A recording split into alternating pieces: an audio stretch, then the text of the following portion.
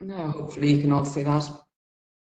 So as I mentioned, my name is Clancy and I'm the antimicrobial pharmacist with CHO1. So currently each of our CHO regions has one antimicrobial pharmacist at the post at the moment. So there are 8 of us in post. So today, the week being in it, it's Antimicrobial Awareness Week globally, so it's a good time to be speaking about antimicrobial related issues.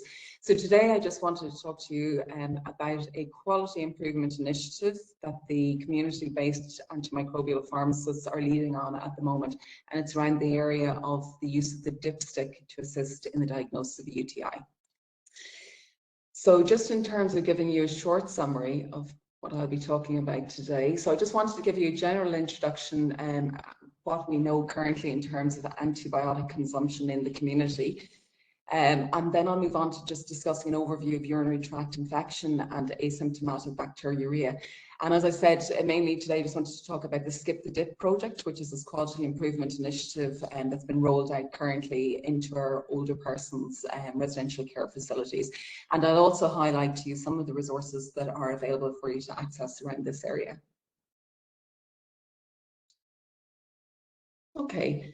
So just in terms of starting point, I mean, we all know that antibiotics have benefits and that they are, life-changing, literally. We know that antibiotics have benefits both in terms of treating infection, but also in terms of preventing infections. So in our immunocompromised patients or preoperatively, antibiotics have a crucial role. So they save lives, they reduce the duration of illness, and they also reduce the severity of illness. But there are also some negative consequences associated with the use of antibiotics. And a lot of the time we actually forget about these, but antibiotics can have negative side effects. They have adverse side effects in and of themselves, in terms of loss of appetite, nausea, vomiting, diarrhea, thrush, and they can also drive C. diff. They're implicated in the incidence of Clostridium difficile. Antibiotics can also interact with other medications, which is also often forgotten, and especially in those who are on other medications and our elderly population where polypharmacy is an issue, there is the potential for drug interactions. Antibiotic use, unfortunately, also drives antimicrobial resistance because antibiotics do not differentiate between good bacteria and bad bacteria, and they can upset the normal human microbiome, which often keeps pathogenic bacteria in check for us. So we need to take all of these points into consideration when we're using antibiotics, and we also need to be aware that the pipeline of new antibiotics has reduced significantly. Drug companies are not investing in new antibiotics because financially they cannot make the same return as they can on, say, anti-cancer drugs, anti-diabetic drugs. So essentially we have to use the arsenal of antibiotics that we currently have available to use them wisely and to try to preserve them for the future. So I said that I would mention some of the antibiotic data that we have from community already. So the community-based antimicrobial pharmacists conducted a study in our older persons residential care facilities probably nearly 2 years ago at this stage. So as part of this, we visited all of the residential care facilities in each of our CHOs, and we looked at over 4,500 patient charts. And at the time, we were looking at antibiotic use on the day and also antibiotic use in the previous 30 days, and also the types of infections and the antimicrobial stewardship resources available to sites. So some of the interesting findings from this was that we found that the data supported that 1 in 8 residents were on an antibiotic on the day of the site visit. More worryingly, 1 in 4 residents would have had an antibiotic in the previous 30 days. That data also revealed to us the majority of antibiotics were being used for UTI, both for treatment and for prophylaxis, with over half of antibiotics prescribed being for that indication. The project also helped to identify some additional information to us in terms of the urine dipstick. And what it identified was that over half of sites were using the dipstick in patients who were symptomatic of a UTI, but worryingly, nearly half of sites were also using the dipstick routinely. And this means in residents who had no clinical signs and symptoms of a UTI, but they may have been having their urine dipped routinely every 3 to 6 months to detect or to screen for a UTI. So just generally, why is prescribing in UTI in our older persons cohort such a big problem? Well, this isn't unique to Ireland. We have lots of data globally to show us that prescriptions for UTI in the older population are generally the most common indication for antibiotics. And this is just a nice little overview that I've adapted from the Australian government's Aged Care Commission report. And it states that, a lot of the reason why we have this overprescribing in the setting of urinary tract infections is that urinary tract infections obviously is often overdiagnosed. And this is sometimes because of the cohort of patients that we're dealing with, difficulties in communication, and they may not have the typical signs and symptoms of UTI. Recurrent UTI is also overdiagnosed.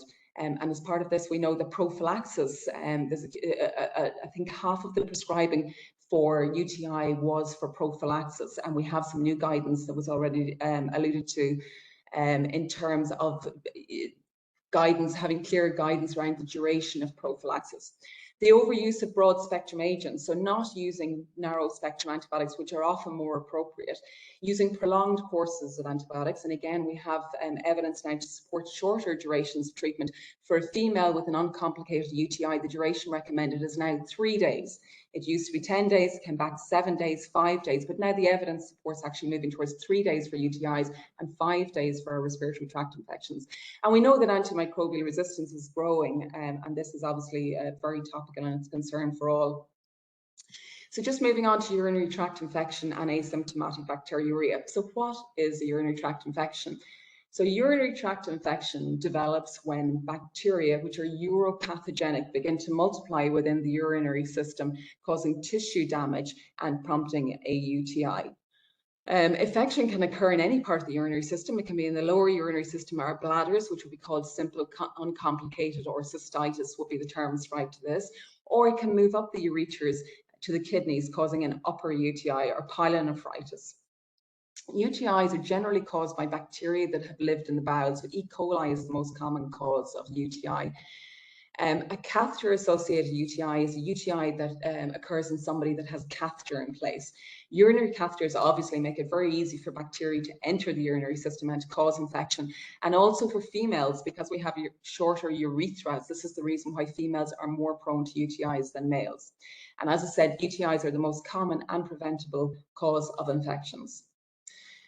Asymptomatic bacteriuria, as the name describes, is when bacteria exists, is present in the body, but not causing infection. So bacteria are usually kept in check by our normal gut and bowel microbiome, but sometimes uropathogenic strains of bacteria can proliferate and they can actually cause tissue damage, leading on to a urinary tract infection. However, we also know that bacteria can exist harmlessly within our urinary system. We would say that we were colonized with it and that it's part of our microbiome. We also know that as we age, it's more likely that we will become colonized with urinary bacteria. So we know that in our residential care facilities of over 65, 50 to 70% of residents will be colonized with bacteria, so that we would expect them to have a positive result for bacteria in their urinary systems. Now, this is bacteria present but not causing signs and symptoms of an infection. So if we were to do a urine dipstick in any of these residents, we would pick up the presence of bacteria, but the test cannot tell us the difference between bacteria that are colonizing and bacteria that are causing infection. This will be based on clinical signs and symptoms. So again, the importance of assessing the patient in front of us rather than treating the result. So in terms of making a diagnosis of a UTI, I'll highlight later on, there's a website that Ethna mentioned earlier on, www.antibioticprescribing.ie, and this is the home of the antibiotic prescribing guidelines. And on this, we also provide guidance around the diagnosis of a UTI. So you'll see there that the symptoms will vary depending on whether a urinary catheter is in place or not. In a resident, so we're talking about over 65s residential care facility residents, in a resident without a urinary catheter, dysuria on its own, which is pain and passing urine, or two of the other symptoms are required to meet the threshold for UTI. So two or more of fever, new onset frequency, new onset urinary urgency, new onset urinary incontinence, new suprapubic pain, visible hematuria, blood in the urine, or new onset or worsening delirium. If the resident has a catheter in place, then only one of the criteria is required to meet the threshold for UTI. So new suprapubic pain, fever, new onset or worsening delirium or debility, or visible hematuria. So what's the problem with using our dipstick test in our over 65s? Unfortunately, the dipstick test is not a reliable or accurate tool to assess for evidence of a UTI. In an older person with no urinary symptoms, these bacteria in the urine usually do not cause harm and may just be reflecting colonization. And there is no evidence to indicate that the treatment of colonization or asymptomatic bacteriuria will be beneficial. And actually, it's the opposite. It may cause unnecessary harm. Now, just to highlight the fact that when I talk about dipstick, I'm only talking about in the context of assisting in the diagnosis of UTI in our over 65s. And we're also aware, again, just that message around antibiotics causing harm, that giving antibiotics for asymptomatic bacteriuria means that an older person is 5 times more likely to experience side effects. So there was a position statement published by the HSE and AMRIC in the last 12 months, and the position statement outlines the national position on the use of urine dipstick testing to assist in the diagnosis of UTI in adults. So for the purposes of this talk, I'm just going to mention our cohort, the over 65s. So that position statement states that the use of the dipstick urinalysis to assess for evidence of a UTI is not useful and is not recommended in our persons aged 65 and older.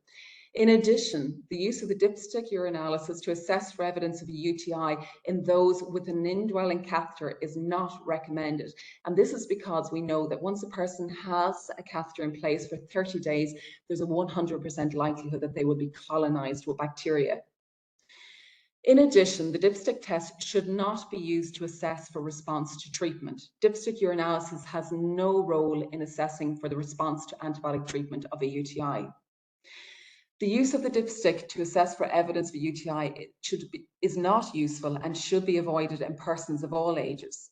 This includes those instances which are commonly reported to trigger a dipstick analysis, such as foul-smelling, dark, concentrated urine, which is often more suggestive of dehydration rather than infection, and altered mental status. So again, in our older cohort, it might be difficult to make a diagnosis based on clear signs and symptoms. But when we conducted our studies, often a change in behaviour was listed as the reason for doing a dipstick and for starting antibiotics. But just to remember little prompts like the pinch me mnemonic, that there are often other reasons, and always just to pause and assess for other reasons for a change in mental status and not to jump to the conclusion of an infection, a UTI. In terms of preventative measures, just remembering again, hydration is really important. It's important for all of us, and it's especially important for our elderly, just to make sure that they are consuming their fluids unless they're in a fluid-restricted diet. Good hygiene practice, always wiping from front to back, not back to front, so we don't allow pathogens to travel forward from the bowels to the urinary system. Good vulval care, especially in our postmenopausal ladies, not using irritating talcs and cleansing. Making sure to use barrier creams or ointments if they're incontinent, and avoiding constipation.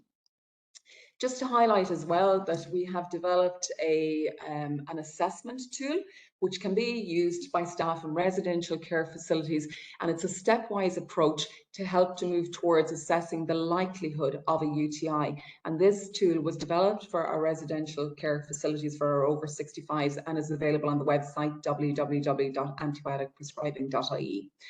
So now I just want to come on to talk just briefly about our Skip the Dip campaign. So the Skip the Dip campaign targets our over 65s and our older persons residential care facilities. And the Skip the Dip campaign is an initiative to support that national position statement about when it is not appropriate to use a dipstick test. And as I mentioned in that earlier data, our baseline data, we saw that unfortunately just under half of sites were using the dipstick as a screening tool to pick up UTI. So not basing diagnosis on clinical signs and symptoms, as would be the evidence-based recommendations. So as I said, the CHO antimicrobial pharmacists are currently leading on this, and with the aim that we will reduce the level of inappropriate prescribing for UTIs, both in terms of treatment and prophylaxis.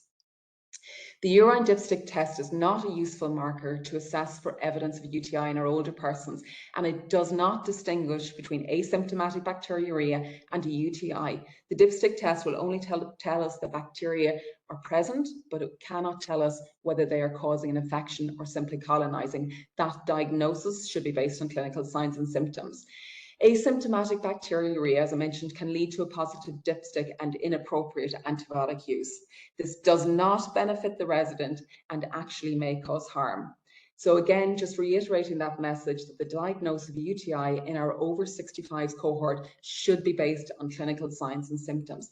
And again, just a reminder in terms of why we do not want to do a dipstick. Sometimes, you know, human nature, it's very difficult to ignore a positive result. And anecdotally, I would have heard from nursing staff that they were maybe asked to do a dipstick and then the dipstick is positive and an antibiotic maybe on occasion was started on the back of that. Hopefully, with the increased resources available and the decision aid and the national position statement around the use of dipstick, it's now clear that that's not an appropriate step, that again, it's the clinical signs and symptoms.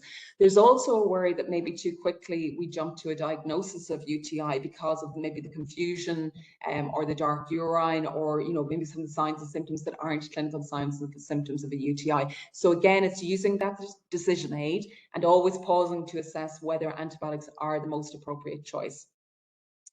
And we know that antibiotics may be unnecessarily prescribed. And there's also evidence, I should mention, that in even in our females of 65, if they have mild symptoms of a UTI and it's not causing them any discomfort, that often a watch and wait approach is considered reasonable. So as part of our Skip the Dip campaign, we developed a number of resources that we've made available to the residential care facilities and actually that are available to all. So we have designed a staff training booklet. So the antimicrobial pharmacists have been endeavouring to go on site to all of our residential care facilities and each of our CHOs, and we provide a 1-hour on-site training workshop. And the staff handbook supports this, and obviously for sites that may not have access to the antimicrobial pharmacist or private nursing homes, these resources are available on the website and can be accessed there and are very easy to follow. We also designed a patient information leaflet, which is for the patient or the carer or family. Again, just about empowering the patient to realise that often antibiotics are not the answer, and just those key messages around ensuring that they're hydrated, and the messaging around how dark, foul-smelling urine on its own may often just be an indicator of dehydration and is not recognised as a clinical sign and symptom of an infection. So it's just about education and empowering the patient and empowering staff in terms of making that assessment of a UTI. There are some additional resources on the antibiotic prescribing website also, just highlighted these there. We have UTI prophylaxis deprescribing guidance, and we have updated guidance on the management of UTI, including the appropriate antibiotics and durations of treatment. There's also a number of modules that we have worked with AMRIC to develop, including a UTI module. The national position statement that I highlighted earlier also provides guidance in terms of the use of that dipstick, and essentially that it's not recommended in our older persons or catheterized. The decision aid is also a step forward in helping to make that assessment of the likelihood of a UTI. And now we have these new additional resources as part of the Skip the Dip campaign. So just to finish up, this is just a screenshot of the website antibioticprescribing.ie. If you have not been on this website, I would strongly encourage that everybody from every background have a look at the website. It provides really useful resources. There are treatment tables, there's guidance around appropriate choice of antibiotics. There are also guidelines in terms of reducing dose and renal impairment, information on drug interactions, information on pregnancy and pediatrics, and just general signposting in terms of antimicrobial stewardship resources. Just in terms of accessing the Skip the Dip material specifically, they're on that residential care facilities tab there. If you click on that and go in, there's a drop down for Skip the Dip, and you can access all the materials there. The booklets and the patient information leaflets can all be printed off from the website. And finally, just to sum up, I suppose, again, just highlighting that it is World Antibiotic Awareness Week, and just to say that we all have a role to play, from the patient, family, carers, and all of us working in healthcare.